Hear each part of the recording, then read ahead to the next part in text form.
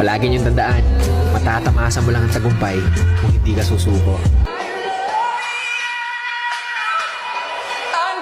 Huwag ka magpapa-apekto sa sasabihin ng mga nasa paligid mo kasi kahit anong gawin mo, meron at merong masasabi. Bumaba ka sa buhay, sasabihin nila naging pabaya ka. Umangat ka sa buhay, sasabihin nila naging mayabang ka. Walang lusot, meron at merong masasabi ang mga tao sa atin. Kaya kung ano yung gusto nating gawin, hanggat alam natin hindi masama yun, gawin natin ang gawin. Alam nyo ang mga tao, walang pakialam yan sa proseso kung paano nyo ginawa, kung paano nyo tinrabaho.